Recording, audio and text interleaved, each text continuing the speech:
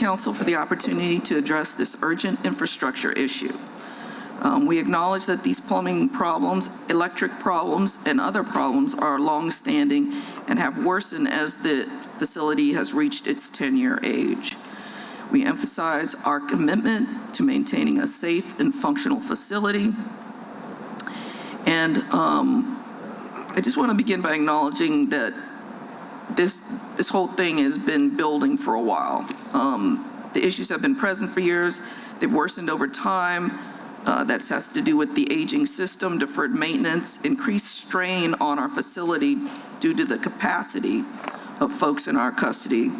And while these challenges are significant, OPSO remains steadfast in our commitment to maintaining a safe, secure, and functional facility for both the individuals in our custody and, of course, our staff who work there every day in a very tough environment. We are not here simply to request funding. We are here to affirm our shared responsibility to ensure that our justice system operates in a humane and sustainable way. The infrastructure investment is a necessary step towards that goal. So again, thank you for your time and attention and your continued partnership. I want to turn it over to CFO Bianca Brown, who is here to talk more about our funding requests and our infrastructure issues.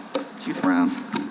Good afternoon, Council. I want to call Ernie Anderson with Powerhouse. He's our general contractor. He's licensed in plumbing, HVAC, and electrical. He's going to elaborate on the issues that occurred on that day about the plumbing, what he discovered, and how it was repaired, and what's still needed to move forward. Actually, you should probably come to the table, Mr. Come to the table. Come to the table. Come on to the table.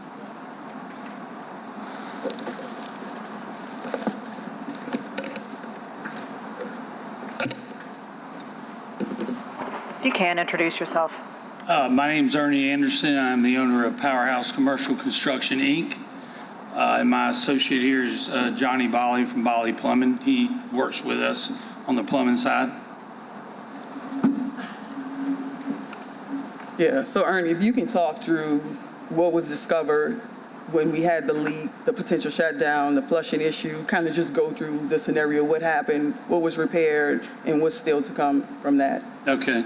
Well, behind a completely enclosed pipe chase that was concrete on the top, the bottom, and both sides, there was a fitting in there that was not compressed. And for years, because it had a clamp on the top and the bottom, it just let the water flow with like a really, really slow leak. So some sort of a pressure increase or whatever blew the O-ring out in this, and then it just started leaking through the chase and throughout the entire building. After 2 days of searching and finally getting a camera up in this chase, which we have pictures of it, we had to chip the concrete out in order to get to the leak, which after we did that, it solved the main flooding and the pressure problem that we have with flushing all the toilets on the 4th floor. We also, there's another fitting right here, which I guess we can leave it for y'all. You can see how the copper and the fittings are all degrading in the building. We're not really sure why it's doing it, but this was another one on 4 Alpha, the 4 Alpha pod that was leaking up there, and we had to cut it out. Same thing. It was compressed. You could see the difference between the fittings, but it's degrading on the inside and starting to leak from the inside out, and it's happening throughout the building where the fittings are, usually on the 90s or 45. This is a 90 and a 45 goes like this. Wherever the water is slowing down, they're having that problem in the building. Is that your presentation on plumbing? Yeah, that concludes. Okay, I'll ask a couple of questions before. Well, actually, Ms. Thomas, you can go first. I didn't press my button. No, Mr. Chairman, you can go. Okay. Did you tour any of the actual cells to evaluate whether or not there was damage in actual cells that could contribute to the overall problems inside of the plumbing? We've been in a bunch of the cells. You mean for all the different leaks? I mean, there's been widespread reporting that due to the lockdown, there were several people that were shoving a variety of things into toilets to cause flooding. Did you evaluate or look at any of that, and could that have contributed to other? Because obviously having a lot of foreign material that's not supposed to be in the pipes, could that contribute to any of the damages you saw before in your evaluation? I mean, I guess it's a possibility, but if the water pressure was being lost in the system, then the icon system's not going to flush correctly. And, you know, so I didn't witness anything in any toilets. No, did you? No, I mean, I think the normal blanket, stuff like that, it gets stuffed, that's just normal drainage. It won't have any interference with the water. With the not flushing, it would go over in the floor. pod, you know? Okay, so, Yeah. so this is the widespread flooding that was reported. From what you're saying from the leaks and the like, you're saying all of the widespread flooding was caused by this? The flooding, yes, sir. We have leaks throughout the building because of this, and we're repairing them as we go. But the big flooding problem is this 1-inch line actually came apart and was just flooding because Okay. it was never compressed. But you didn't observe or go on any of the floors and see if there was any flooding from actual cells due to inmate activity? No, sir. Okay. Have you provided the city of New Orleans with an estimate of all these costs, a detailed estimate of how much it would cost to do these repairs? We have a PO already for a lot of the smaller leaks, like with the icon system, the flush valves and stuff like that we've already turned in. Turned into who and when? I believe it was Miss Aaron and maybe Miss Brown. Okay. They give me emails and tell me turn in And when estimate. when did you turn those in? That has nothing to do with this, but Right. the icon estimate, I guess, was about 3 or 4 weeks ago. 3 or 4 weeks ago. I may be off on the time, and it may be I mean, that might have been when we got the PO. Okay. So that's my questions for the moment. Councilmember Thomas? No, first, thank you. And for the public, this is an opportunity and an effort so that at least for this incident that we can come together to show the public that we're working on a solution so that we can at least minimize this, so this won't happen again.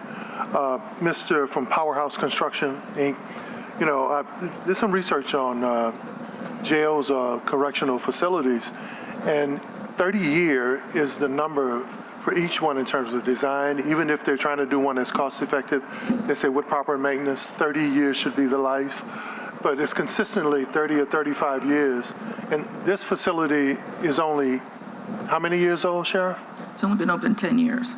So we should, at minimum, based on what the standards are for building correctional facilities, at minimum, we should have a 20 more years of this place with just general maintenance and overall effective care of the facility.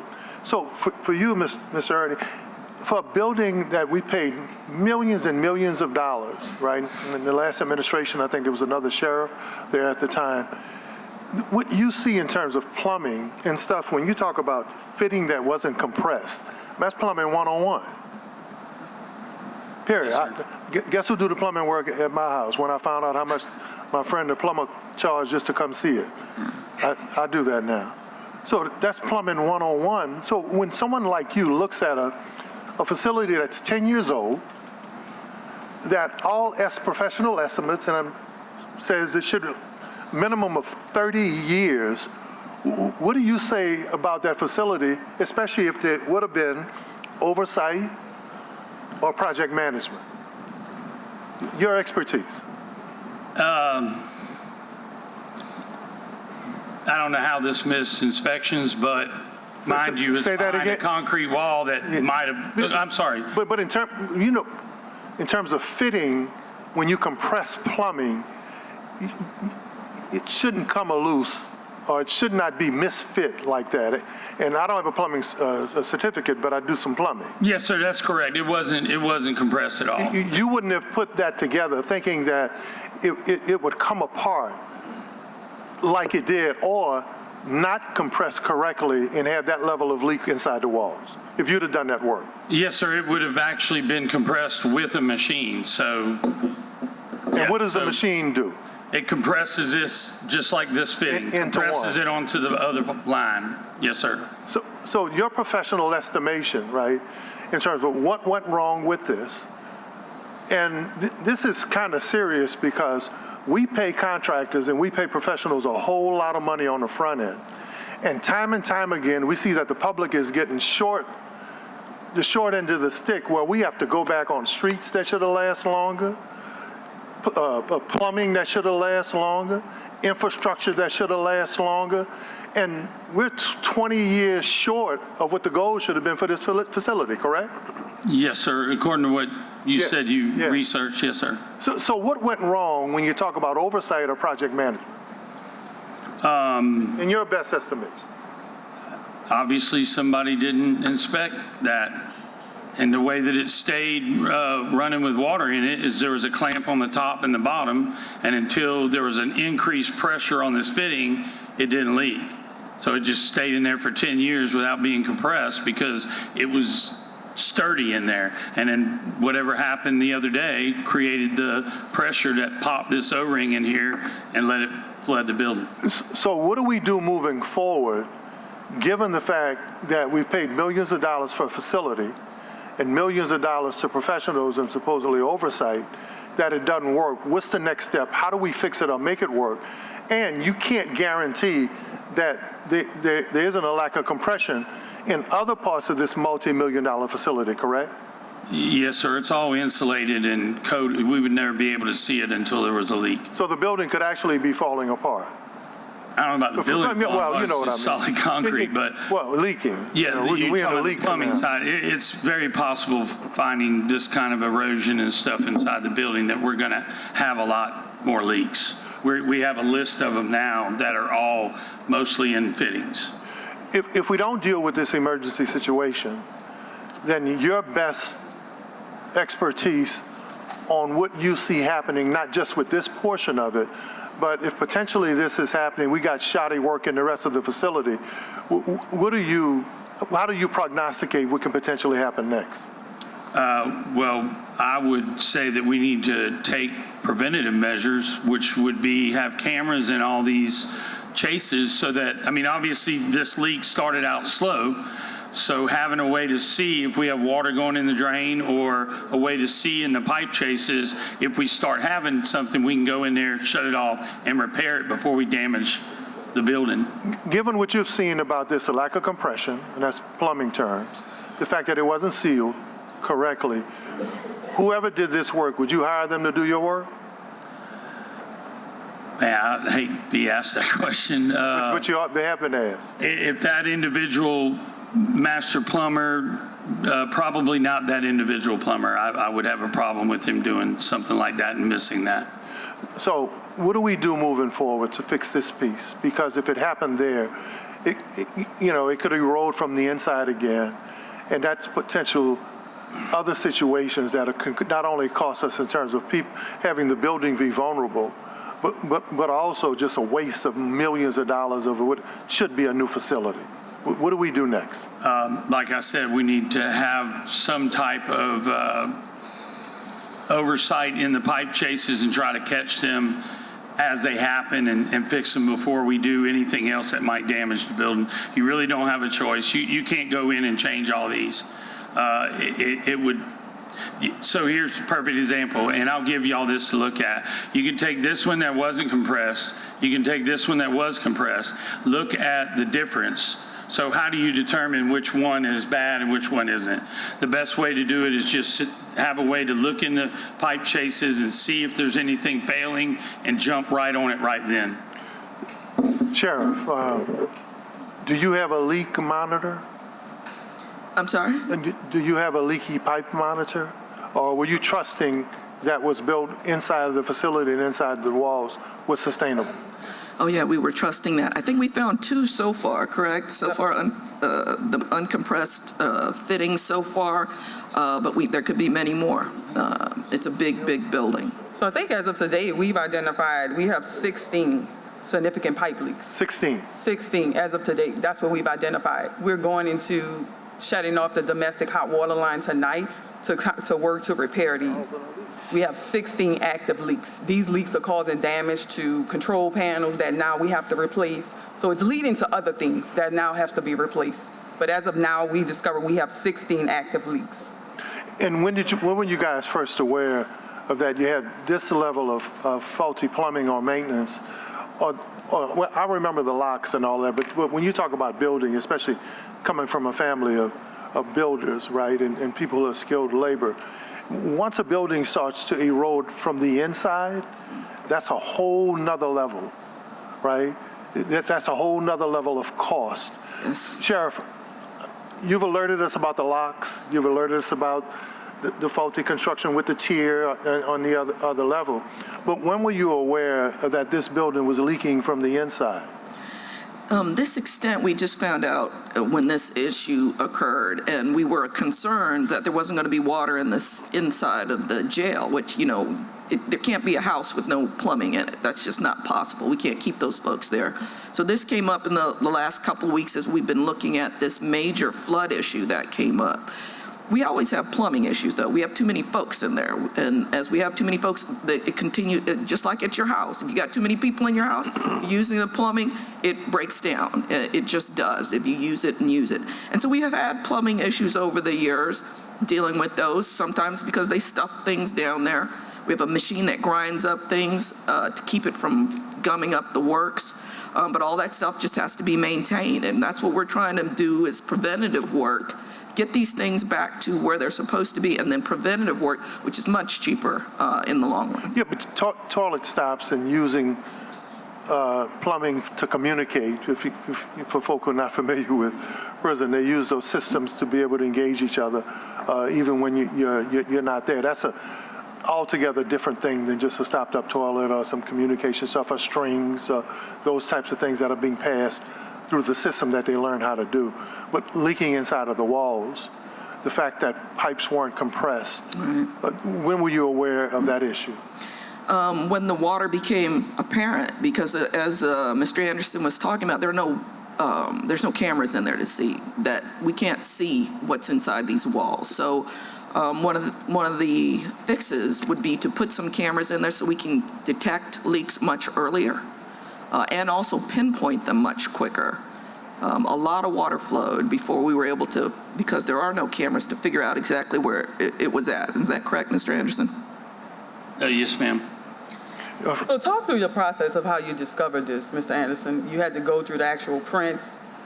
And Well, we ended up finding how to isolate it the one night because we didn't have plumbing prints, and somebody found them, I guess, in the, is that called the kitchen building, the one in the back? Kitchen warehouse. kitchen warehouse. And that was how we figured out how to isolate, but we actually had to climb up, like, what is that, like 16 feet?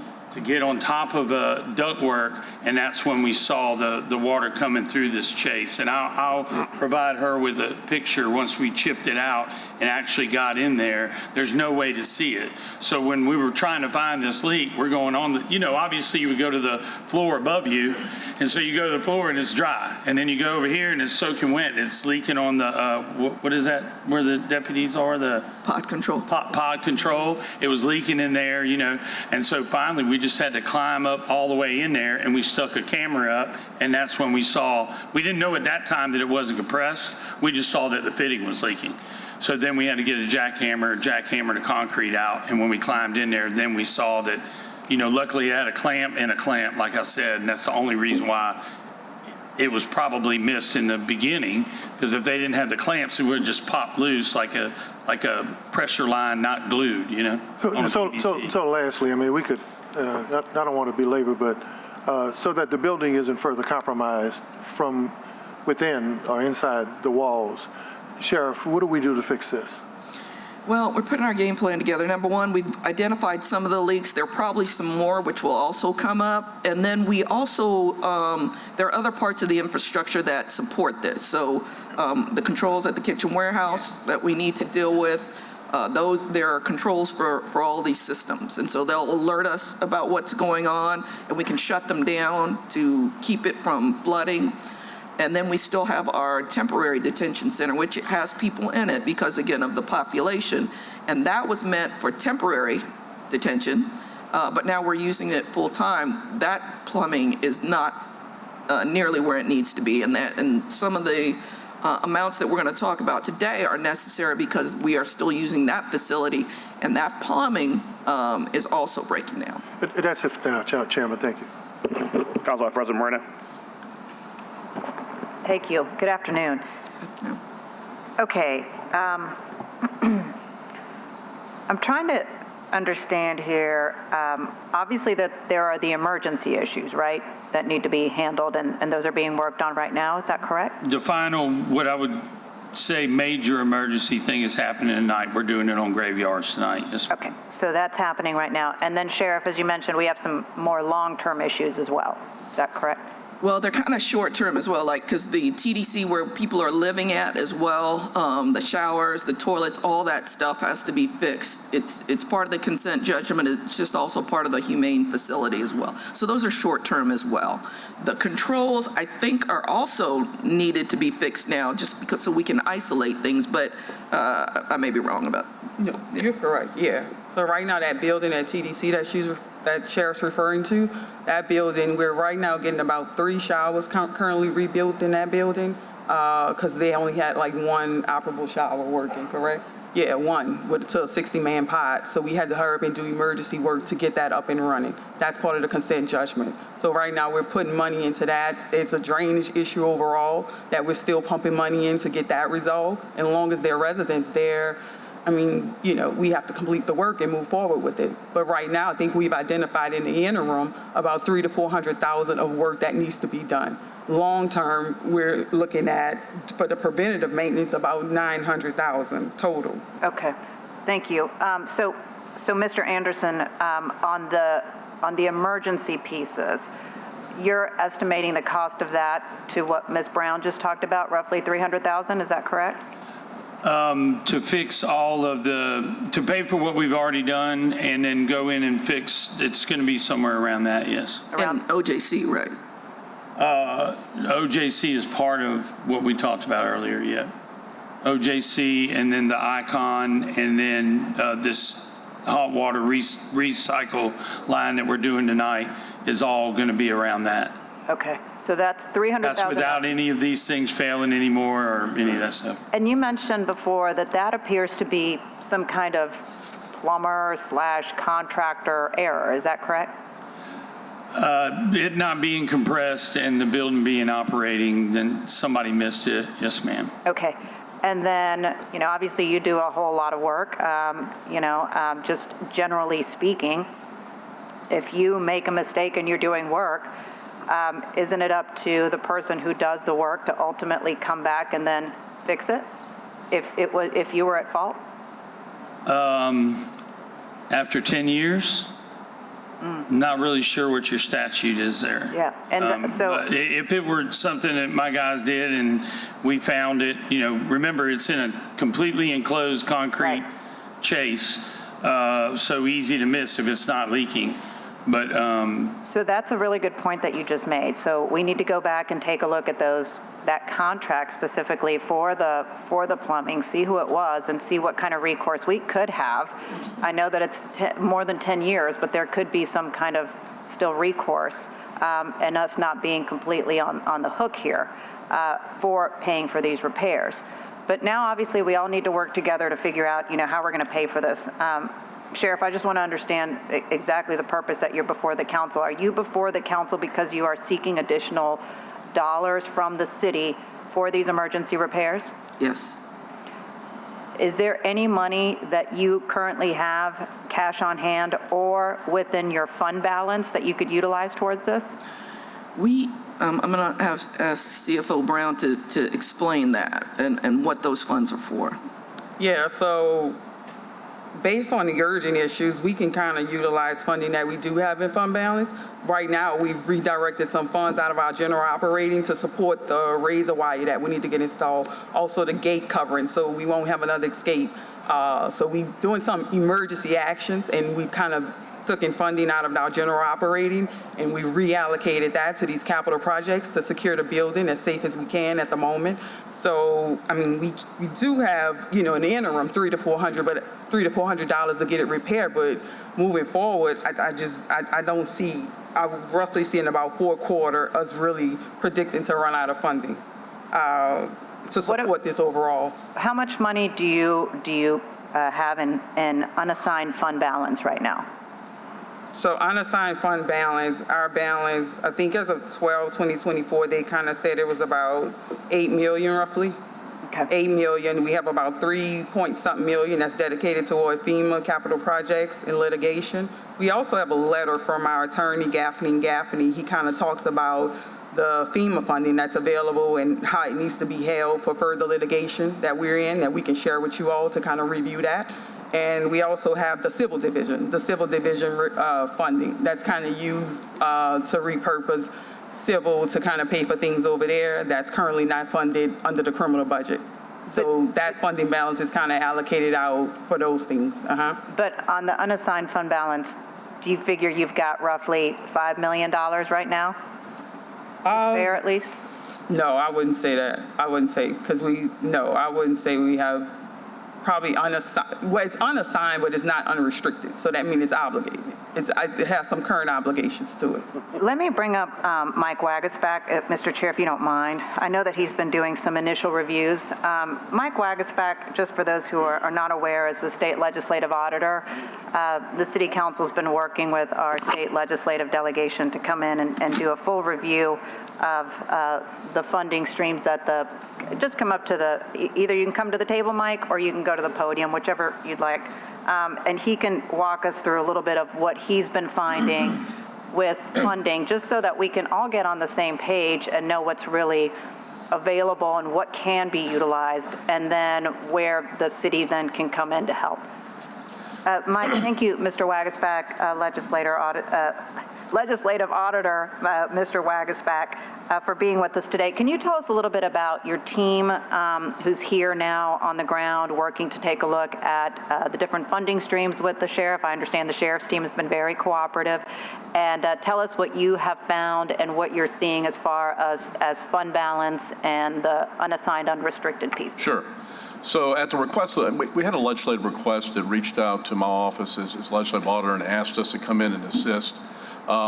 We put together a special audit team that kind of has the special skill set to kind of get in here and do some sort of a broad analysis of the operations and the fund balance. So what we kind of focused on initially was some of the operational stuff, getting the policy and procedures last week. And starting this week, we really wanted to zero in on the quote-unquote fund balance or cash balances. Kind of want to see where we're at. They have unaudited financial statements as of 12/31/2024. They're not finished. We expect Eisner Emperor to complete that process by the end of June. So that'll be a good starting point to see where they begin as far as the beginning of the year.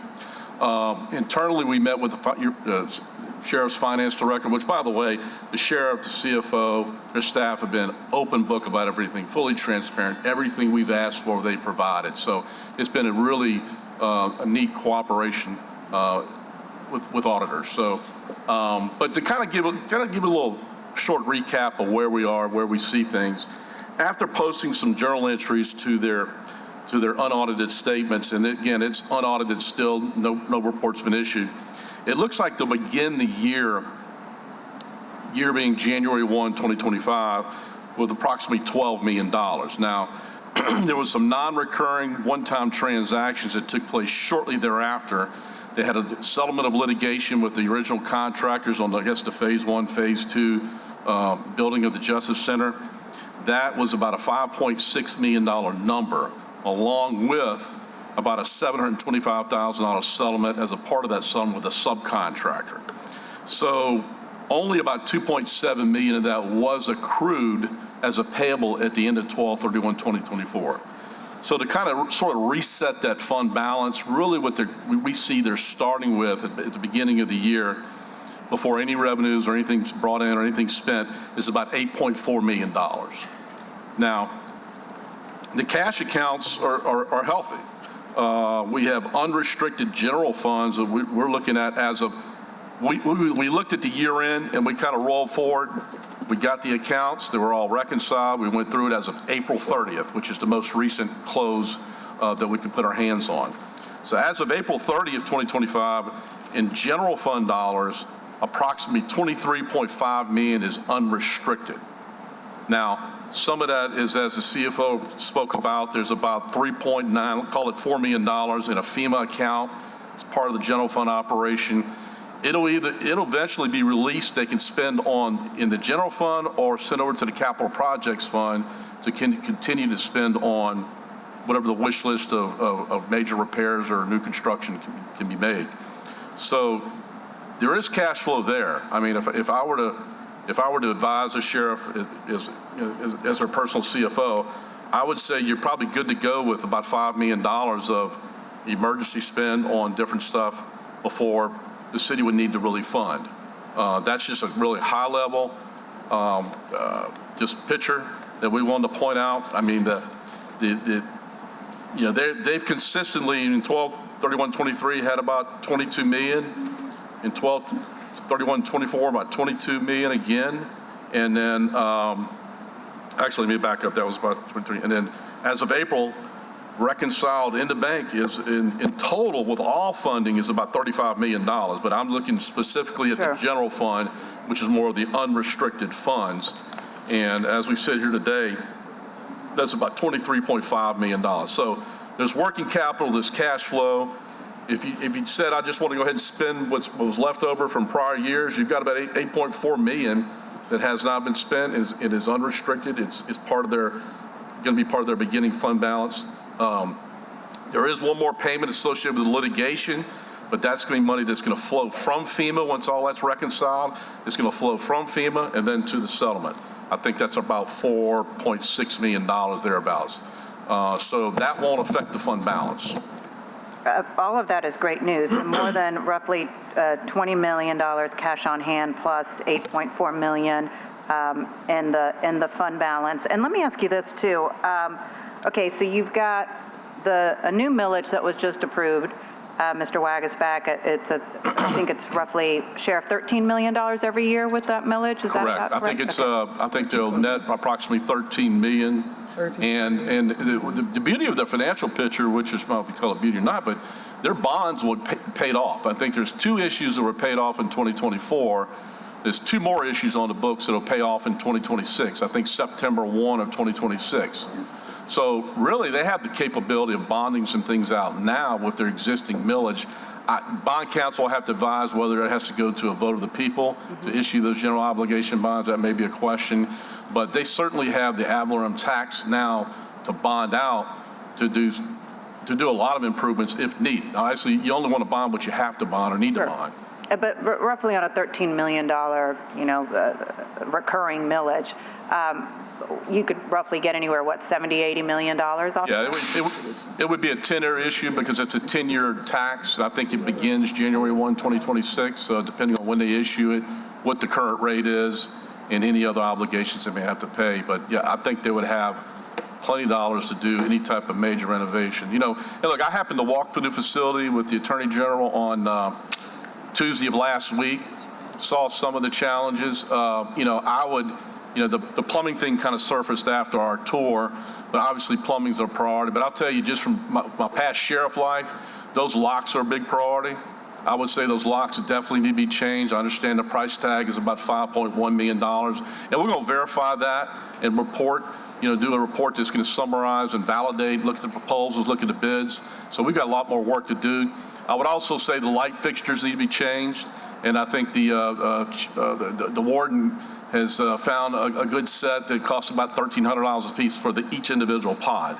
Because they're really able to tear those down, spark the wires, set things on fire, which puts the inmate at risk, the correctional officers at risk. It's really a challenge. That needs to be taken care of.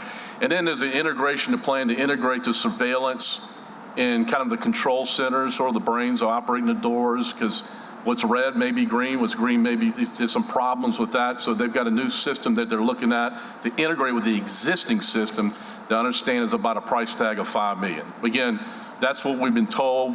We just haven't had a chance to verify everything. We never had a chance to sit with the sheriff this morning to kind of talk over, where we are. We worked with her finance director this morning. I know she was busy on her prepping for the council meeting. So we've got a lot more work to do, but I think it's not a bleak picture. I think we can all work together and consult the sheriff through this. Yeah, and on those extra needs that you mentioned, no doubt for those, be great on that bonding option to be able to cover those needs. But as far as what we're here for today, obviously the plumbing issues, do you think they have roughly enough money at this time to cover that $1 million for the, $300,000 of emergencies plus the additional necessary for the I do. others? Yes. Okay, thank you. Are you done, Councilman? Yeah, so. All right. Sorry, I got a couple of follow-up questions. And then we'd like to respond. Okay. Well, if you want to respond to the auditor now, I can give you the opportunity before I ask questions, or would you rather wait till my questions are done? You can go ahead. I'll Okay. respond afterwards. Thank you. First question, just because for our plumbers here, were you guys contracted before or after the escape? It seems like with your 3-4 week window, that would be before the escape, right? We were doing, I've been in there doing HVAC and electrical for probably about 8 months, and then we started doing the plumbing about 90 days before that, I believe. Okay, so 9 years beforehand, and I asked that because in the media commentary that you've made, Sheriff, you talked about the long-standing plumbing issues that need to be addressed and how you've given the council and the administration lots of notice on it, correct? The infrastructure issues as a whole, yes. Okay, well, the reason why I asked that is because I have in front of me your capital report you gave to the federal judge on May 12th, where you list out all of the pending issues. Plumbing is not in it. I understand you guys discovered some plumbing issues, but words matter. And when you constantly say the council and the administration have been aware of the plumbing issues, there's no, I've looked in my emails, Mr. Montano will be here in a second. We have not been told by you that there are substantial invasive $1 million plumbing issues. And I want to clear the record today, because if you have information you want to share with us where you sent us something about plumbing before this most recent plumbing issue that you brought to our attention, I want to clear the air now. Have you communicated with this council prior to today? And I say today because I still don't have estimates in my email regarding plumbing issues. I understand emergent plumbing issues, but your words, what you've been saying is these are long-standing plumbing issues the council's been aware of. When did you notify the council of your plumbing issues? We have notified you every budget cycle, every chance we get up here that we have infrastructure issues, and the plumbing's been a part of them. We did not have this major leak until recently. Which almost threatened to shut down the Orleans Justice Center. 2026, 2030 capital budget request that you presented to Judge North. I do not doubt you're talking about connectivity, emergency generators, locking system modernization, development costs of phase 3. This is what you've presented, forward-facing all of us. And I'm not disregarding or not acknowledging you have brought to our attention repeatedly these specific issues. There is literally in your request overview for 2025 funding requests, phase 3 connectivity, locking system controls, generators, phase 3 development costs. What I'm saying is, I'm going to clear the air today. You have said repeatedly to the public, you cannot convolute infrastructure to include plumbing Incorrect. when you didn't say plumbing. Incorrect. And those are agreements Where? that we Show me made where. with the city about those specific issues with the judge's help. That's why those issues are there, because the judge was assisting us with getting those major issues taken care of. That's not all the issues in the system. You're saying right now, under oath, that you've made Judge North aware of these plumbing issues previously. The plumbing is, No, I'm just. yeah. So the plumbing issues have just, they have rise to this magnitude recently. We weren't aware of the plumbing issues when we did that. To be clear, I don't disagree with what you're saying. I hear what you guys are saying. This is an emergency issue. My issue is with how you've contextualized plumbing as a long-standing issue the council and the administration have been aware of. I agree. What we're hearing today is a very important issue we're all to wrap our heads around. I want you to point me to whatever documentation you provide to the judge or the council on the long-standing plumbing issues. Do you have that? I'm sure we do, because the monitors, who are the judge's eyes and ears, are aware of everything that goes on in this facility. Everything. And the plumbing has been an issue. And that's how we relate this information to the judge Ms. on a Brown, monthly or year, I'm going to weekly ask you basis. directly, if you could send to the council after this meeting, point to documentation that supports you made the council and the city aware of the long-standing plumbing issue. What I hear today, and I acknowledge it, is an emergent plumbing issue. I would also add, just so that we can all be on the same page, who installed these original pipes? I don't know who the actual plumber was on it. I believe it was Goody. Goody? Yeah. Okay. Two things. One, it's very helpful when you have a system like brass and you require contractors to be in it to be able to quickly track who installed what their scope of responsibility is, and when they close the pipes. I say that because, thanks to the soothing of a better attorney than me, Councilmember Harris, the statute of limitations on plumbing inside of a stone building is 10 years. So if we know who the plumber is, you know which date they installed the pipes, we may have an action against the plumber who did the bad plumbing job. But when you're in a system like brass, you could pull that up like that. You could say, who was the plumber? When was the job completed? When was their final payment? When was their final inspection? We would have that at our fingertips, and you would be able, with the city's help, to go recover some of the money that we're going to have to pay to these plumbers to fix the bad plumbers' works. That is kind of the benefit of a brass and tracking who does what. I understand, Councilmember, but And I used brass for 6 years, and I don't remember being in that pinpointed, but that's fine. We look forward to hearing more about brass tomorrow in the meeting that we've scheduled with you to talk about it. I appreciate that, and to the point, I don't think that the police monitor had to do that much contracting that needed blast.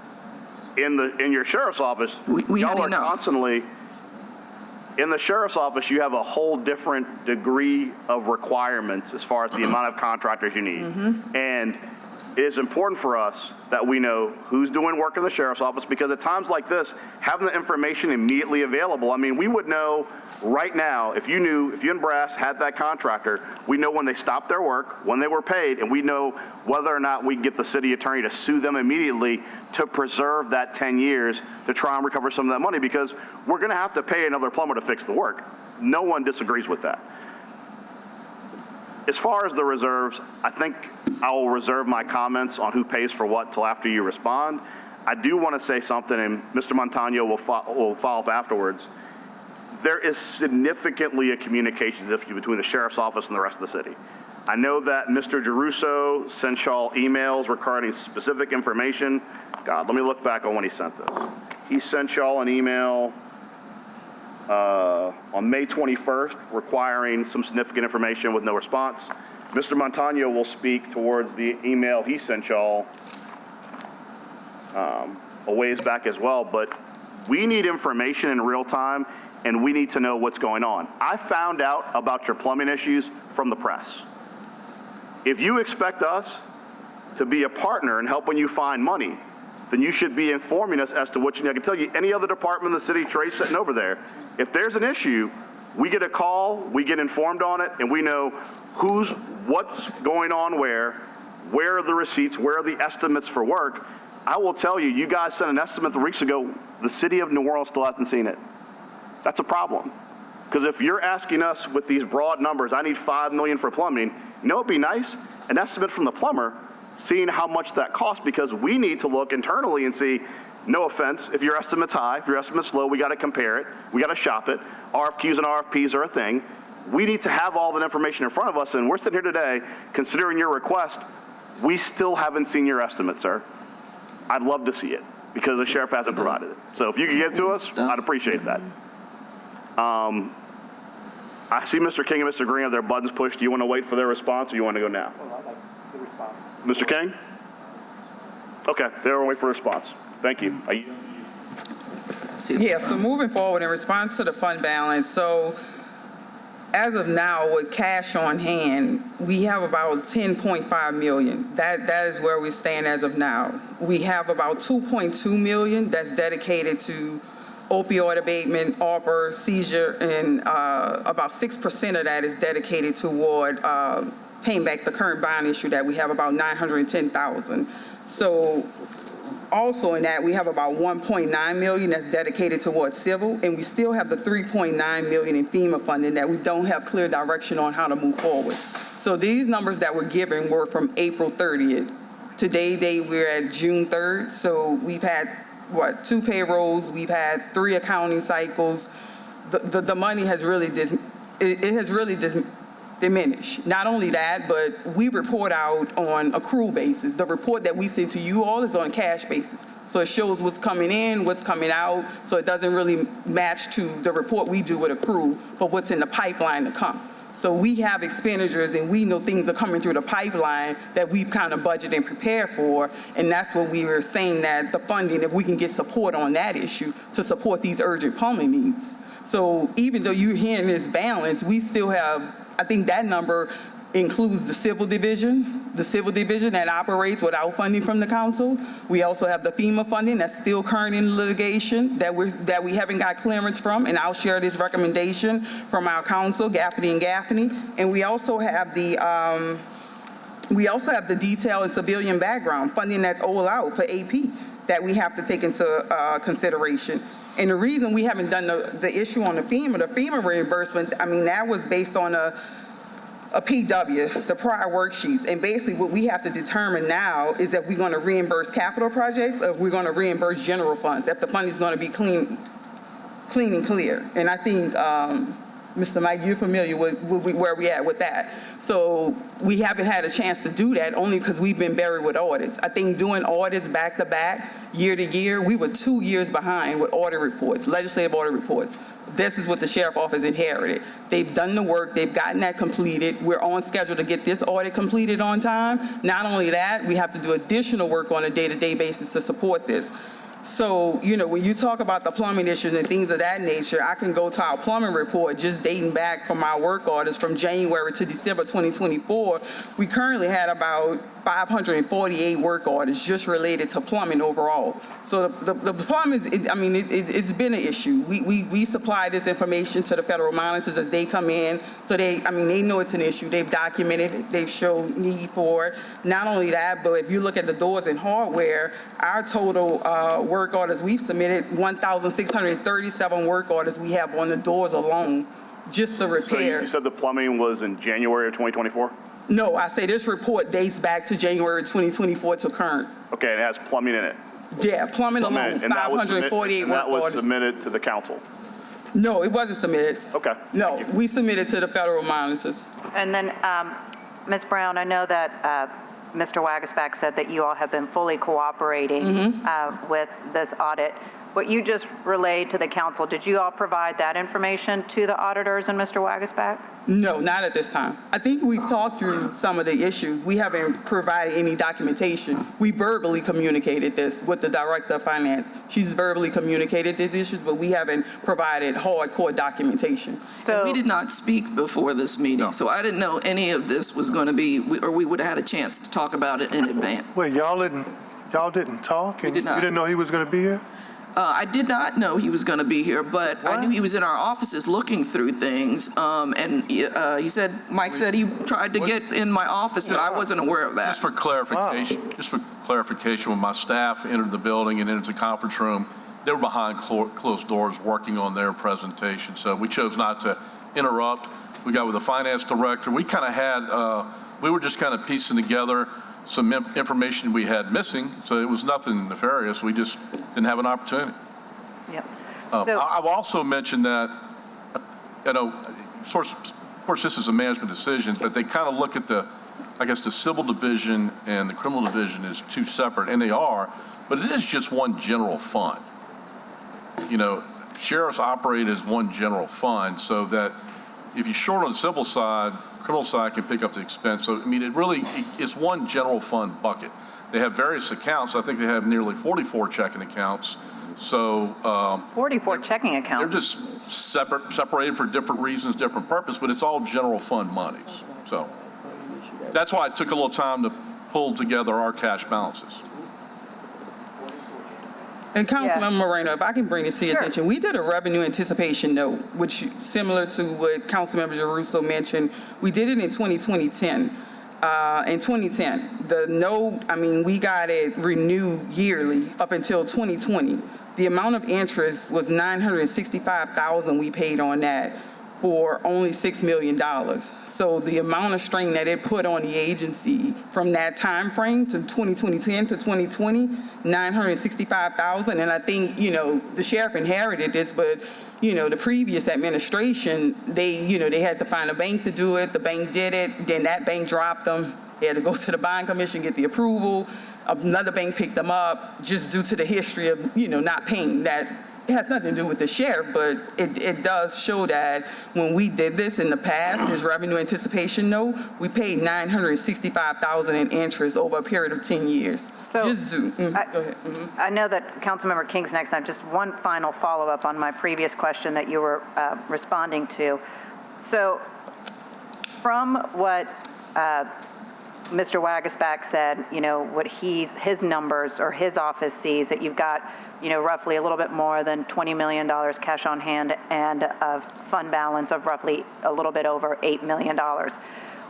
What do you see? What do you think you have cash on hand, and what do you think you have in fund balance? So, I mean, I'm not going to disagree because he's looking at 12/24 and he has up to April 30th reconciliation. So the numbers are accurate. I would just say that we've kind of separated it internal, like he said, with the criminal and civil, also with the FEMA kind of backing that out. And we've also had 2 pay periods through that time frame. That was about maybe 3.4 million. So kind of reducing that amount. I'm looking at cash on hand about 10.5. What are you looking at fund balance? Fund balance, we're still looking, I mean, if you look at it, about, as of 12/31, I mean, 2024, still unaudited, we're still showing about 8.1 million. Okay, thank you. Councilman King, then Councilman Green. All right.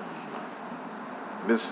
Brown, Mr. Wagasback, and Sheriff Hudson, a lot of numbers were thrown out in terms, and it could be a bit confusing, so I'm sure the general public may be confused. Can you just, anybody, plainly tell me, is there enough money in, whether it's the fund balance, cash on hand, to cover the costs that you all need?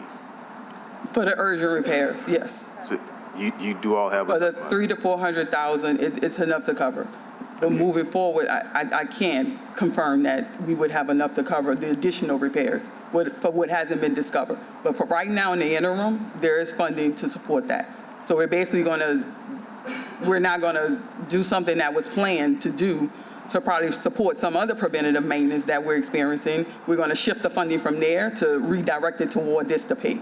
And how much do you anticipate may be needed to fix any future plumbing? So we estimated just back 900,000. Now we've worked in the interim, it's 300,000 to 400,000. That's what his estimate came in at. 900,000, that's what we estimated total. We still have some issues with the escape that we're dealing with right now that we had to do to fund that. We had to take money from general operating fund to support that.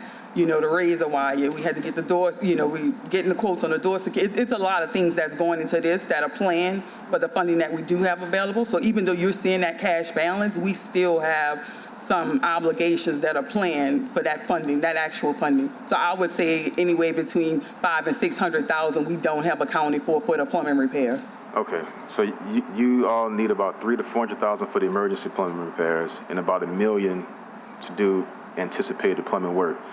Mr. Wagasback, is that money available to the sheriff's office? In my opinion, it's available. Okay. Granted, they're going to not spend this tomorrow. It's going to take a month or 2 to get invoiced and everything paid out. I think May, maybe even into June is the ad valorem tax collection months. So they'll have that cash flow coming in, plus their quarterly stuff that they get from you guys. So I think they have the cash flow. I mean, it's Okay. like I said, we sit here today, whether it's 20 million or 15 million or 10 million, there's adequate cash flow to finance these repairs. So, Ms. Brown, you all are asking you're asking the city council for the additional funds to help. Where would that money come from the council? Where would it come from the council? Yes. For us to give it to you, where would you get it from? So you would have to redirect it from other sources that has been obligated to put toward this issue, right? But that's something that you don't want to do. Huh? But that's something that your office is not willing to do. And I'm not trying to put you on the spot. Yeah, I got you you. all don't want to. It's tough for you to redirect funds, but we're being asked to redirect funds. So, Councilmember, this is what you have to understand. We're going to get another allocation from the city. It's going to be about $10.2 million. We'll get that allocation July. We have, 3 payrolls in July? Our total payroll is going to be $11.2 million just at that point. So right there, you see that eats that up to our next allocation, which will be September 1st. Right there, the food expenses are going to be $780,000. Not to mention the repairs and things that we've been committed to, that we still haven't even gotten approval for the capital projects that we have to do. So outlining the cash on hand, and that April balance really represents the millage money coming in and our allocation. So that cash is extremely high for that point in time. But just looking at the numbers, at some point in time, we're going to be here telling you we can't make payroll.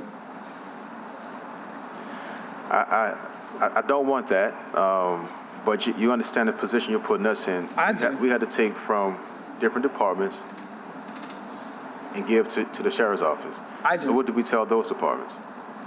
I mean, we're just securing the security and safety of the facility. I mean, we don't want to experience what we've experienced in the past. So we're begging for some type of agreement or some type of help or some type of mutual agreement we can come to say, hey, if you all do this today, we'll commit to doing this further down the line. I don't know what that looks like, but we're open to it. Our discussions begin tomorrow about the brass system. We're going to have open discussions about that. We'll start that process, looking into that so that they can get the more transparent, even though we provide this information on a monthly basis. But hey, we open to do whatever needs to be done. We've opened our doors. We're transparent. We're collaborative. We're doing the work. And I'm not saying you're not transparent or being open. I just find it very difficult to say we're going to give the sheriff's office funds that we should take from other departments when the sheriff's office is not willing to do the same. And also, so I think, Councilmember, if we find out that the money that is obligated for the FEMA fund, the $3.4 million, right now the reconciliation hasn't been done to confirm that money's free and clear. Okay. So right now the money is either going to go either way. It's going to be free and clear, or it's going to be obligated toward capital projects. Right now we said it's all obligated toward capital projects and litigation. So if once the reconciliation is completed and we can identify that funding is free and clear, then we will allocate that funding toward the work of the jail. so how long would it take between you and Mr. Wagerspack to figure out, I'm hearing $1 million is available, I'm hearing $1 million is not available. How long would it take for you two or your staffs to figure out what's available before you come back to us and ask for more money? I would say if you would give us 60 days, because right now we're in a period where we're doing our annual audit. We also have the legislative auditors, and right now we're just still working through a crisis of getting things repaired immediately. So I would ask for 60 days to really have that number reconciled. And if that number in 60 days shows that whatever you borrowed or received from the city council, you have it, how soon would that money be in the event you get it? Because we still have to decide how soon would that money be reimbursed to the city. Yeah, I'm sure the city will reduce our next allocation to get their money back. Yeah. Okay. So the next allocation would come in October 1. So I'm guessing at that time they would reduce our quarterly allocation to get those funds back, if that's the case. Sure. My last comment is I have a difficult time, and I know you need the money, and we all in a tight place, to say another $1 million here and take it from someone else who may need it. Whatever. I see Mr. Clinton. No, I'm saying Clinton. Mr. Smith, Vincent Smith. I see Mr. Roman. When some of the fire department facilities need to be upgraded. So just so much need, and to take this money from different departments. We have the sheriff's office who may have those funds. I just have a tough time. I get it. Agreeing. And just know that the sheriff's office, they've been deprived of this for years. I mean, that's how we get here. Yeah. The preventative maintenance measures, they've been done. The funding has been shifted. I can't say what the predecessor did, but the things just weren't being done. Understood. So we're working to build that infrastructure up. I can guarantee you now those funds are being directed and they're being, put in the right place, in the right categories that they need to be utilized in. But previously, that just wasn't being done. And right now, we're at a catch-up point where we're catching up to do things that should have been done years ago that wasn't done. I mean, people have said this is a state-of-the-art building. It's not. I mean, it's falling apart. And my concern is how much more are we going to let it fall apart before we act on it? Understood. Well, thank you for your answers. Councilman Green. I also thank you all for being here today, and so much has been said. I don't really have too many more things to say without being a bit redundant, but I do express to you all the sincerity of the council wanting to work with you. But it's important to recognize that sometimes it is a zero-sum game in some respects. If I take it from someplace, if I have to put it somewhere else, I have to take it. So right now, the city is involved with securing and has spent money to build a third phase of a jail. It had to be done. The federal government announced it. But it's important to recognize that not only that, but also other concerns have made the administration come back to me, for example, on projects that I wanted to see get done. Projects that were going to support youth. NORD projects, for example. I wanted to build a baseball diamond at a historic spot next to the Carver School. But I was told that the money wasn't available because it had to go into an area which was funding the jail. When you say city council, you got to take things back, you got to make some decisions. Yes, if I have to make those decisions, I want to make those decisions knowing that the decision that I made was in the best interest of the taxpayers and also that there were no alternatives available. You have admitted today that there's, these numbers have been thrown all about the place, but that there's $8 million in cash. So at this time, I'm not going to be looking at a NORD project to defund so that we can make the money available when it's uncertain as to whether or not you're going to have the significant funds and enough funds in the future to cover those needs. So I just want to let you know, I look forward to your conversation with Mr. Wagerspack, your conversation with Councilmember Morrell, but these issues become issues that the public gets concerned about when we're talking about cutting monies from certain areas to make available when there is potentially cash available to get it done anyway. I want to work with you. I'll be very reluctant unless I hear that there's a pressing need today to take money from another area because I've already done that. And I think we're open to that, but just keep in mind, by us taking money redirecting to this project, we probably won't be able to hire the additional deputies and staff that's needed to keep the jail safe. So we have to reduce that to cover this. So we are taking money from other places to help fund this. Yeah. So we will be taking money from recruitment efforts. We'll be taking money that we budgeted and allocated for upcoming salaries, because right now we can't afford to take on any more staff because we don't know if we're going to be able to pay them. I'm not so sure, but okay, we'll see after you have that conversation. Let me ask a general conversation. We've talked about this need to potentially transfer some of those who are at the facility because the facility is overpopulated. Is that a good word to say, overpopulated? Well, give me the right term for it, because you have suggested that the capacity based on staff right now, Sheriff, yes, should be around 800? Yeah, 800, 900, something like that, yes. So let me bring up a whole totally different issue in terms of working with the state. What are we doing about that? I think, as I said, we're under population. We're at 12. Well, under the city council. Yeah, we're under the city council but not the number for number of deputies that we have. So we've been having discussions with DOC. In fact, they're here right now again, looking at our operations and the number of folks in our facility. We have also been in conversation with DOC and the Sheriff's Association to see if there's an ability for someone to take some of these folks, whether the sheriffs or the DOC, or to move people from DOC to sheriffs and then ours to DOC. So we're in those discussions, but moving 400 people is not quite that simple, and so we're working on it still. I recognize that it couldn't happen overnight, yeah, but I also know if the numbers that you're giving me are correct, that since the jailbreak, we transferred. Some have been transferred. 200? Say again. 200? 200 people? Well, look, I can tell you that it was 1,482, and if you're telling me it's below 1,250, the city council's limits, that's 230 people that suddenly, because of a jailbreak just a short period of time ago, we were able to move them. If we were able to move them, why did it take a jailbreak to do it? And those are the concerns that the public has too, because that's money. If we talk about a per price per inmate, every inmate that we have there has a cost associated with it. We pay $25 million a year in health care. Clearly, if there was 1/3 fewer inmates, the number would go down.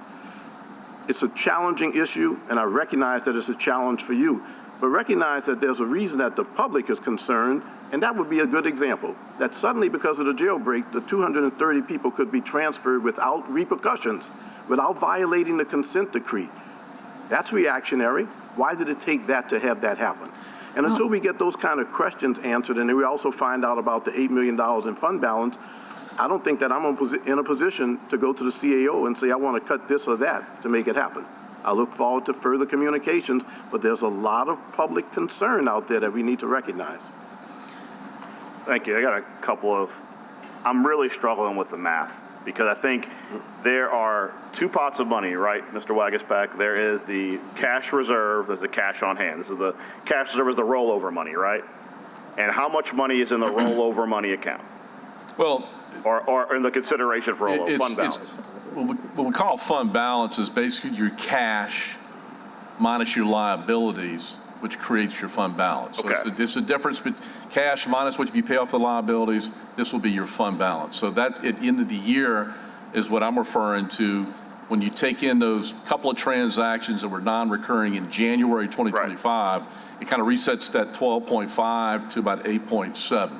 So that, to me, is your kind of starting point as far as fund balance. Depending on what time of the year, and this is a good time of year where the cash coffers are up because of the ad valorem taxes and other things in the first quarterly payment, April 1, I think it was, so that hasn't all been spent down.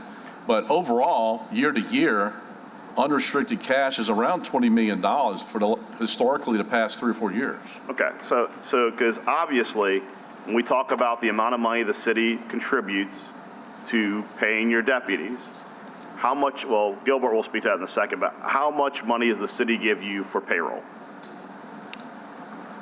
So the city give us a quarterly allocation of 10.2. Okay, and you said the cost of payroll is 11. It's about 1.6. 1.6 So it'll be different. It'll be 11.2 before we get our next allocation in October. Right, so what you're saying is the deficit between what you have to pay versus what the city gives you is about $1 million. And that's what we use those funds from the millage to support those gaps. Correct. So I guess where the council is really struggling is that we have this ongoing math problem, which is the city gives you an amount of money that we contribute towards paying your deputies. There's a deficit of about $1.6 million, but you've got a fund balance that is anywhere based upon a disagreement. Fund balance can anywhere from close to 10 to around $5 million, somewhere in that number.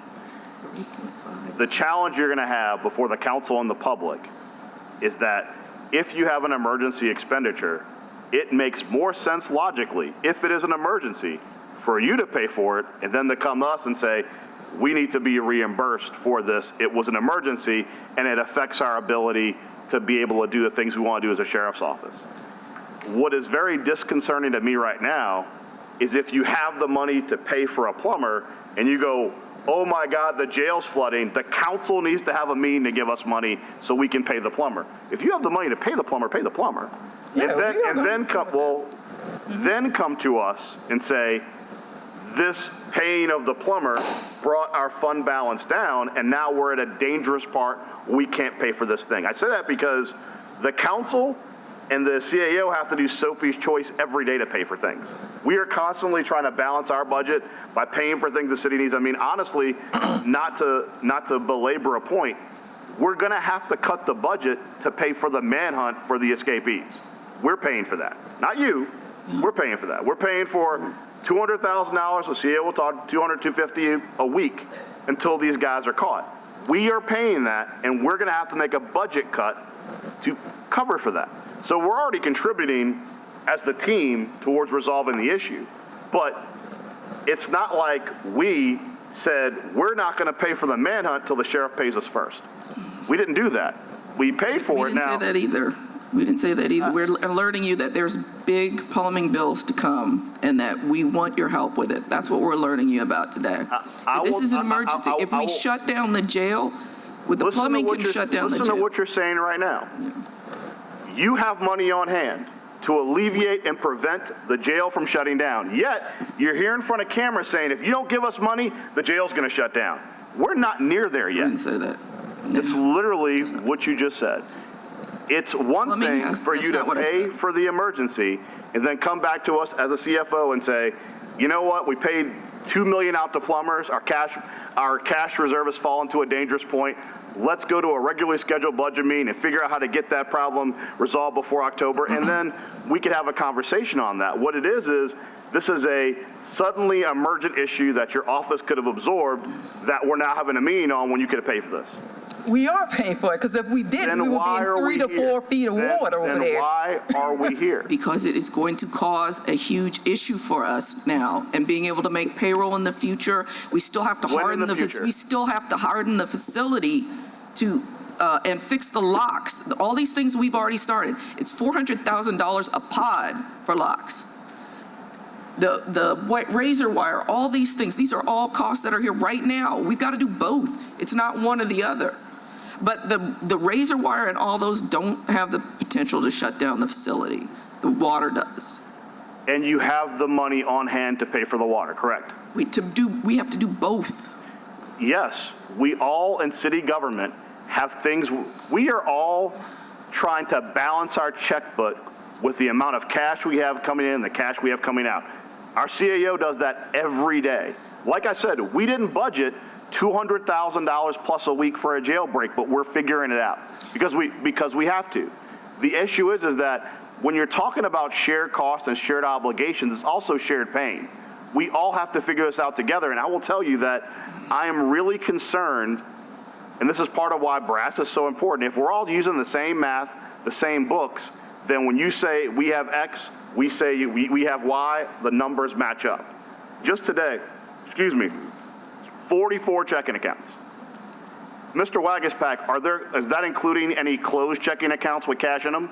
Or that's just 44 active? I think that's the actives. Okay. I would hope in your ultimate report we see that breakdown. That's important.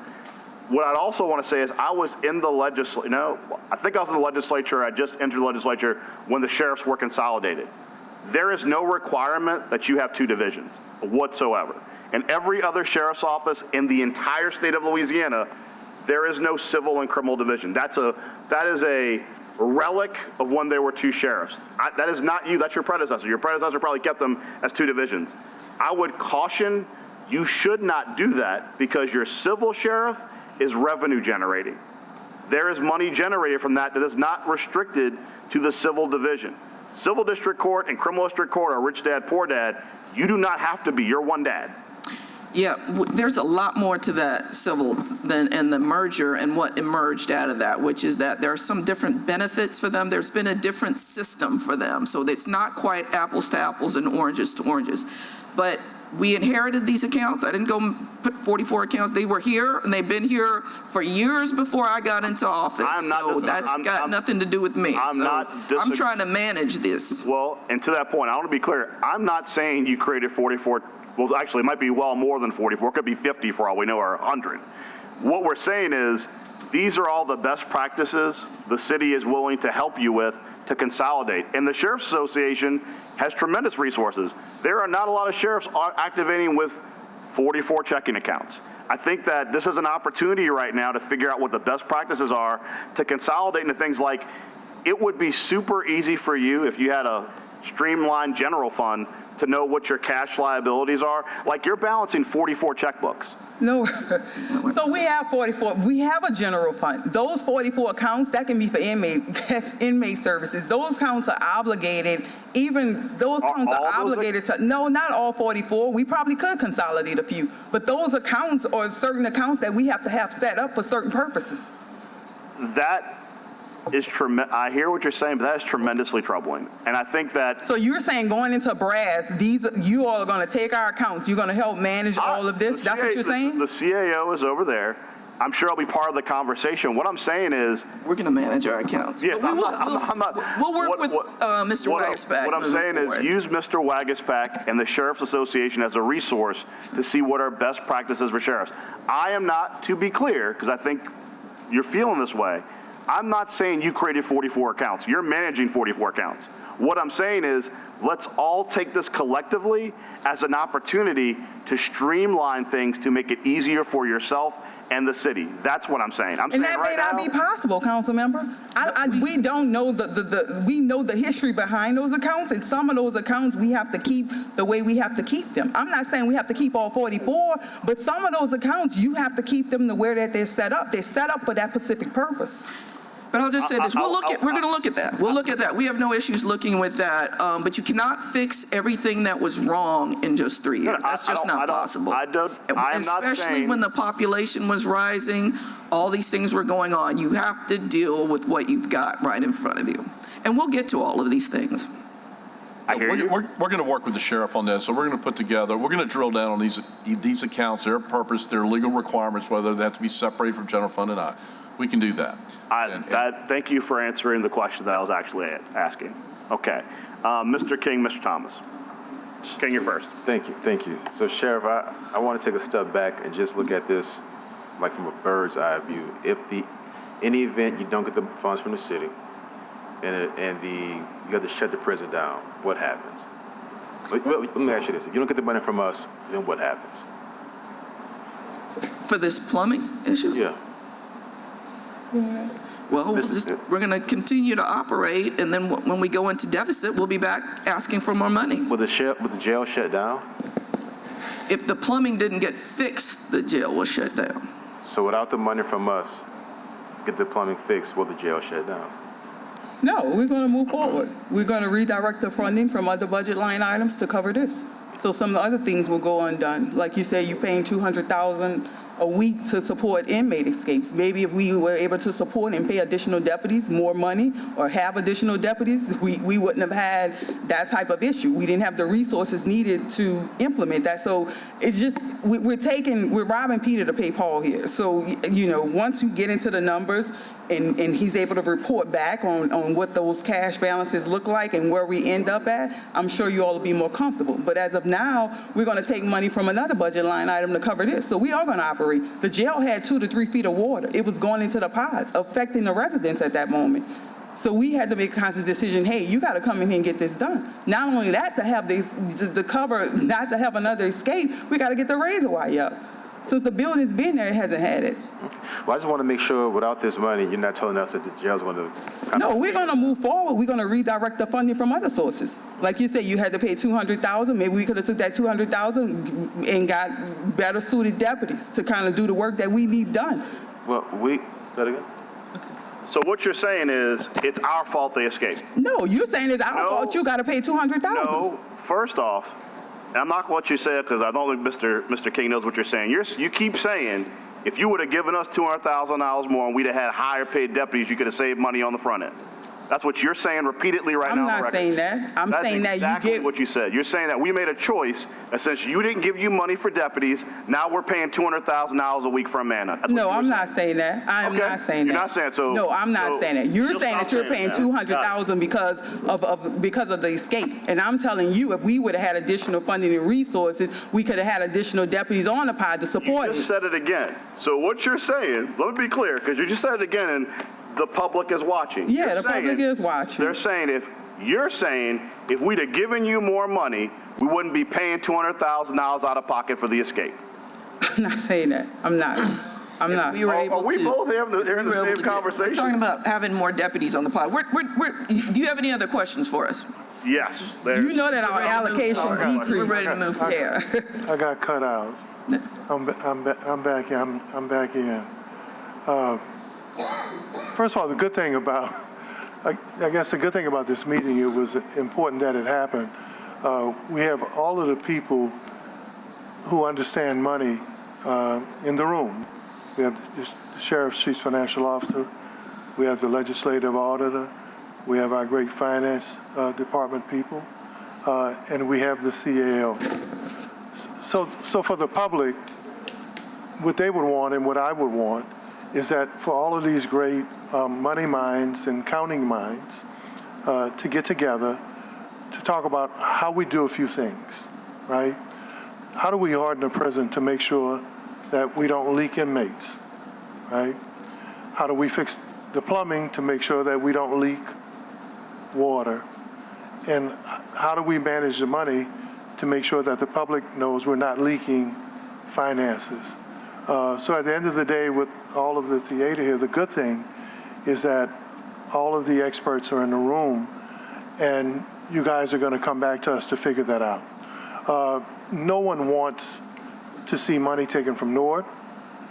No one wants to see money taken from programs, but no one wants to see a correctional facility that's dysfunctional, that can't house its people, where the citizens are frightened because of the potential corrosion of the system for people to get away, and that we have a jail that we've wasted millions and millions of dollars on. And what do we know about preventative maintenance or corrective maintenance? That if you don't do it, it's going to cost you more in the future. So we can make a lot of these statements about taking money from where, but unless we start printing it, it's going to have to come from someplace to make sure that this facility is what we want it to be, and that it operates professionally, and that they're great stewards of managing the money, but also managing the population in jail. So I'm really, even with all the others, I'm really kind of encouraged that everybody who has the power to kind of fix this is actually in the room. We're beyond blame now, guys, because we still got some folk missing. We still got some pipes leaking, and we still got the community guessing who's on first. Thank you.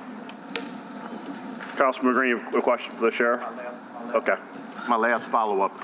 I appreciate the work of those who are here in the room who work with the sheriff's office. I know that it's a difficult challenge. I would like to have Sheriff Hudson more information, and I'd be glad to meet with you on the plan, because I've got to assume that with the situations as we have them now, we're not going to get a lot of additional employees at this time. What's going to be the plan to get within the capacity that you feel your employees, let's focus on the employees, are safe? We've read about that. The overpopulation, for whatever reason, is a danger to the employees there. We read in an article in the Times-Picayune about the fights that go on and the injuries that take place. I think that that's one of the impediments to doing the recruiting that needs to be done. I'd like to talk to you more. I'd be glad to talk to you offline, but I think it should be public. What is the state doing to help relative to the transfer of persons whose transfer will make that facility safer for them, or their imprisonment safer for them and also for the employees? That's an important concern. I look forward to talking to you about that. Okay, thank you. Sorry, Councilman Moreno for a last question. Final question. Can you just walk me through, where was the 3 feet of water that you all described? You said there was 3 feet of water from the plumbing issue? So it was 2 to 3 feet. Okay, It was where? discovered on That's a lot of, 3 feet of water? 2 to 3 feet of water. It was a lot of water. Yeah. It was. Yeah. It was a lot Where was it of again? water. It was on the 3rd floor. 3rd floor? And can you, I'm sorry, just explain to me, like, how big was this area? How So many? it's a jail pod. It's a jail pod. so It's the an jail interlock. pod. It's a pod. The jail so pod the water had was 3 leaking feet in of the water. interlock. Was there anybody in the jail pod? Yeah, So yeah, that you had residents. inmates standing in 3 feet of water? No, we shut it off before it got into the actual pod. But the water rose to that level, 2 to 3 feet. You would have you can't see it from where you at. You would have to physically be there to experience and see what we experience and see. And I'll refer to Ernestine, when you all came, the water was still at that level. I mean, it was leaking. I don't think it was at that level, but it was leaking. It was leaking. Yeah, it was leaking. It was pouring out. Like the water was pouring. I mean, it's a 1-inch line, so it can put out a lot of water. But I mean, I Was it 3 don't know feet? what the measurement of the depth of it was. Okay. But was it 2 to 3 feet? I wasn't in the pod. Would you say it was that high? It's a lot of water to the point where it is flooding out each section, but it's also making its way down each floor. So it's not just contained on the 3rd, it's actually also flooding every floor All right, too. so it wasn't 2 to 3 feet, got it, thank, okay. All right, thank you. Mr. Montano, you guys are free. We have no further questions for the sheriff's office. Thank you for being here today, guys. Please Yes, sir. send us your estimate. That'd be nice. Thank you. Yes, sir.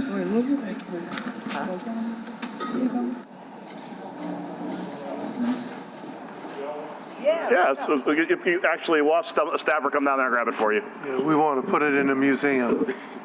We have a lot of, if we had a museum of dysfunction, it would be more than that. It'd probably be four or five floors. Yeah. Yeah. All right. Mr. Montano, why don't you bring up Mr. Threat as well as Trey, as well as the fire department, everybody else.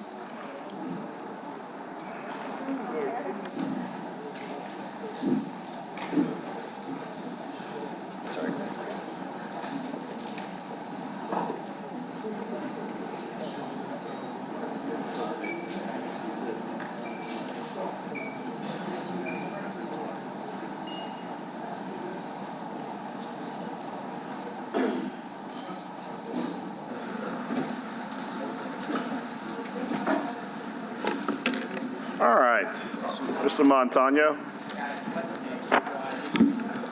Good afternoon. Well, we're going to take you at the end, but if you want to go right now real quick, Mr. Morgan, you need to leave. The sheriff to hear? I'm sorry. We didn't know she was going to leave.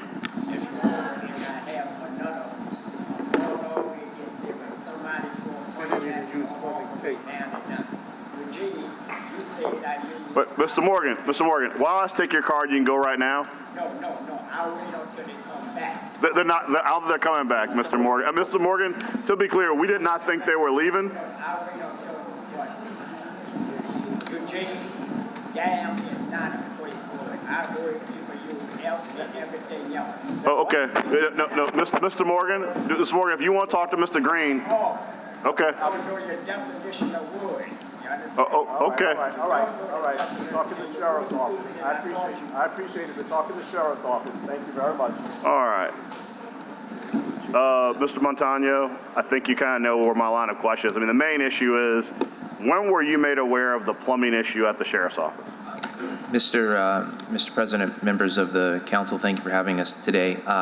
And just to recap, I think the role of myself and the administration and this council has been said many times by the councilors to ensure that we are adequately funding all the necessary agencies under the purview of the city of New Orleans, which includes the sheriff, the police department, DPW, the fire department, and everybody listed there. And we take a very fastidious and we take a very strong methodology to determine how those funding needs arise, and that's why you saw so much centralization on the question of the fund balance and ensuring that we don't stifle bills being paid and we don't stifle the ability to address emergent situations. And it's not just the external agency of the sheriff, but it's other agencies as well that we want to make sure that that is relevant. So it's not the administration trying to hold money back or the council. We just have a lot of people that are needing the funding, and so we have to adequately appropriate and fund and have a clear line of insight to that. So just wanted to highlight that, and I will reiterate that we will continue to work with the sheriff's office on their development of the budget. And as the CFO mentioned, we meet tomorrow collectively on the implementation of BRASS. We have all the people in the room to try to incorporate and figure out how, maybe just not BRASS, but perhaps the payroll system, and then we can also go from there. So related to the plumbing issue, I did a quick search on emails, and I think April 15th, John Williams sent myself and Councilmember Giarrusso a list from Judge North that had the information related. We've had some plumbing issues generally along with everything else. So the earliest email I saw was that, but there was nothing specific. And then later in the media, we saw, and then I know members of the team were notified by the sheriffs or the sheriff's office to help address that. And I want to say that was maybe Saturday, which we jumped to address as quickly and efficiently as we can. And I know Chief Nelson was kind of point on that.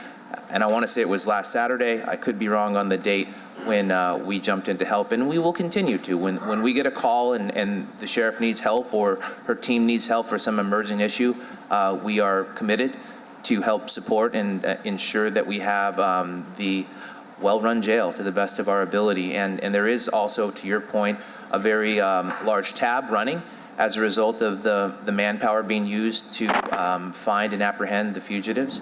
But that's a blank check, has been reported. We're not going to we're not going to direct the chief or any public safety agencies to hold back funding in order to catch the criminals that are out there right now. So, but that will have an impact as we get closer and build into the deficit. So as I close and maybe turn it over to the chief or address more questions, we are daily monitoring our cash flow, our financials, our deficit. We use our fund balance as working capital, and there's a whole level of complexities that go into that. So in no way are we not being thoughtful about what money is needed and how we're going to build the next year's budget. So with that, I could turn it to Chief to give more details on the plumbing issue or address more questions. Well, I mean, I think the chief can answer this as well. I mean, the issue is, we heard from the plumbers who were there today that they submitted a invoice or an estimate 3 to 4 weeks ago. Have y'all ever seen this invoice or estimate? I have not. I defer to the Ray, have you seen it? No. Thread, have you seen it?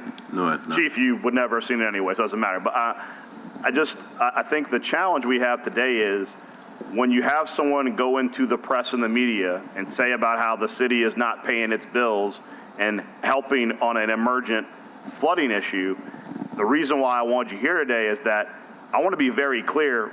We weren't told about the emergent flooding issue or to the degree at which it was affecting the operations of the jail. And to date, because I checked my email, I had nothing on plumbing ever.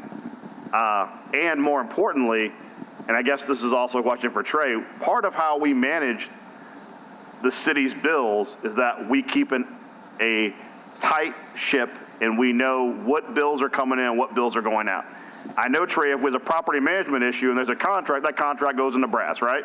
Yes. And everyone at this table, except for you, Chief, is tracking what's in brass and what the costs and what those allocations are. And I guess what's troubling to me is, to date, as of today, and I hope the plumber sends us the estimate, we've never seen an estimate whatsoever for any plumbing work at the jail, correct? Not to my knowledge, correct. And I think, Chief, I think this is where you come in. Was there any reach out to the city, to your department, for example, to deal with rampant flooding at the jail? And I apologize, I do not know what day it is they all run together. But the Public Safety Director, John Thomas, called me, and I think either he was with the sheriff or he had the sheriff on three-way, and she was asking if we could assist with supplementing their pumping, or if we could pump water in some kind of way to flush the toilets.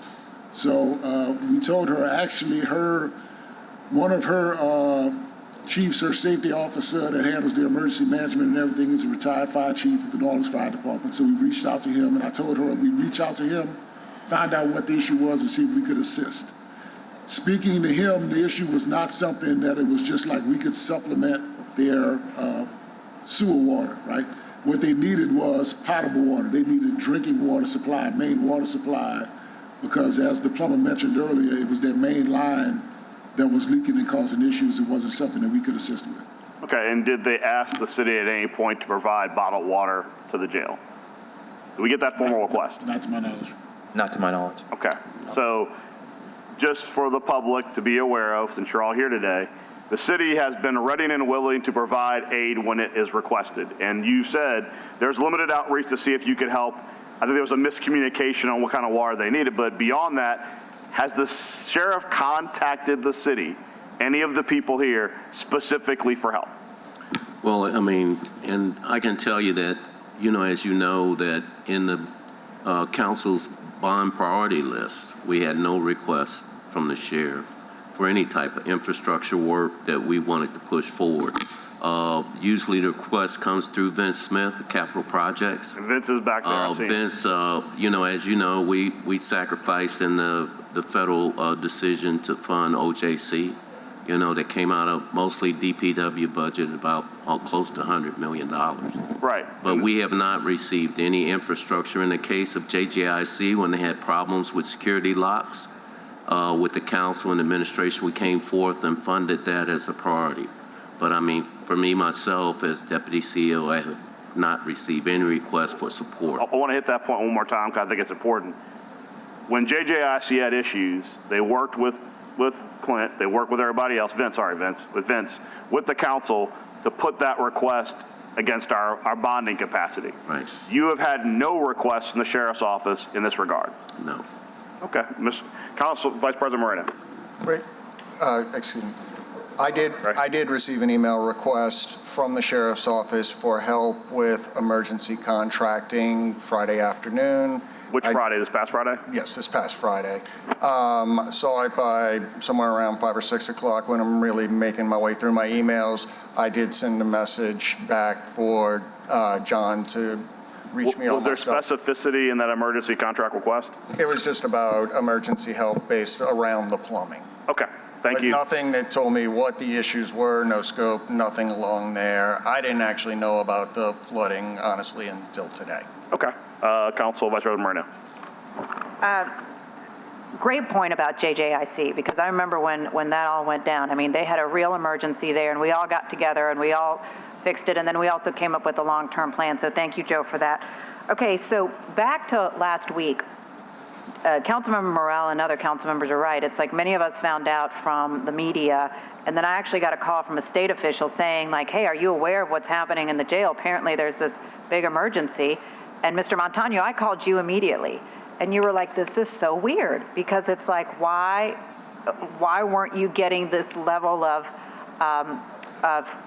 kind of urgent type of message from the sheriff? Can you explain to us a little bit about just the level of outreach that the city really did do to try to get a good hold of what was happening of the jail, including, from what I understand, even the mayor talking to the sheriff herself? Yeah, I think that once it was made known, I think that the sheriff did reach out to the mayor, and the mayor, of course, reached out to us, and that's hence all the wheels started rolling. But at the time, I had not heard anything about it other than you may have been the one to tell me about it. It had already been reported. So, but before that, no, we had not heard or received any information. I mean, and once again, I think the whole team will re-articulate that we're willing to help. If we know if there's any issue that we can help support prior to or during, or, I mean, we have a lot of resources, I mean, both not just financially, but we have plumbers, we have professionals, we have a lot of different resources that we can redeploy as necessary.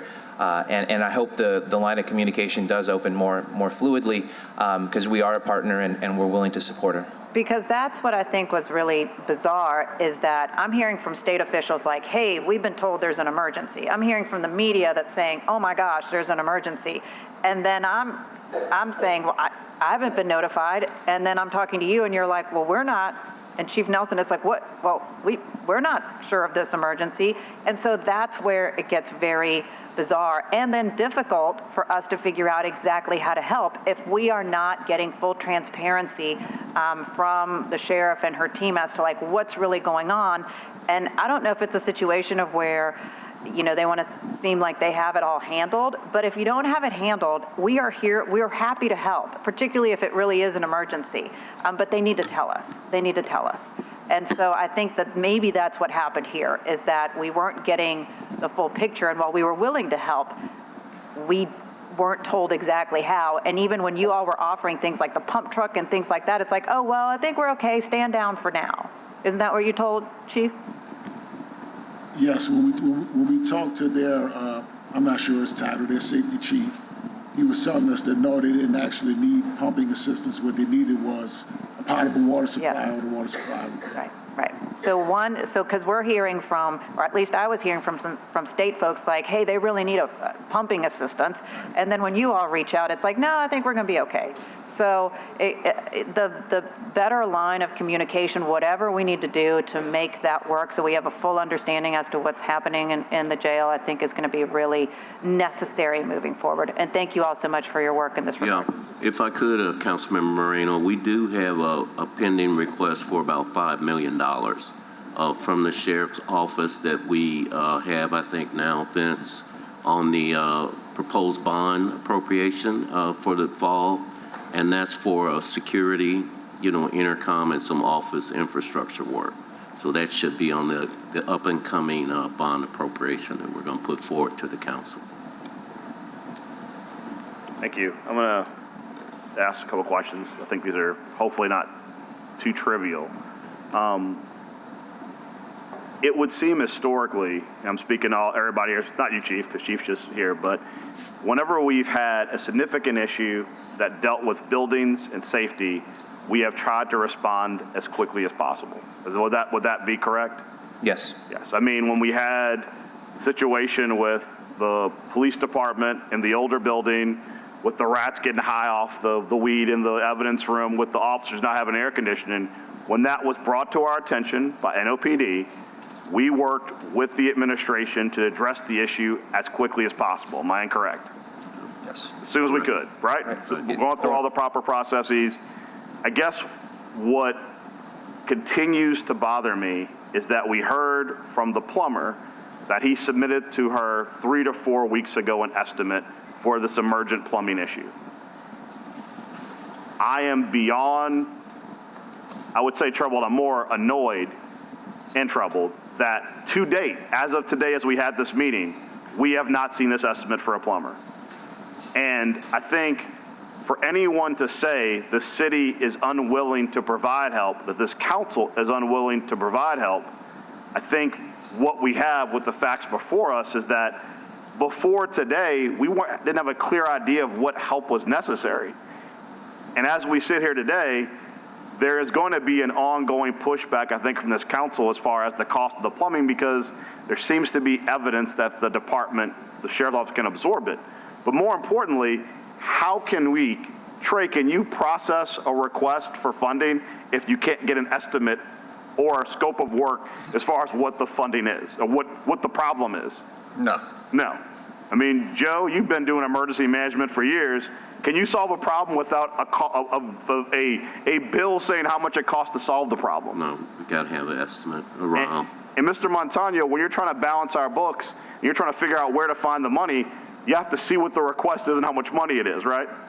How much money and then what type of money, meaning Right. Capital or operating?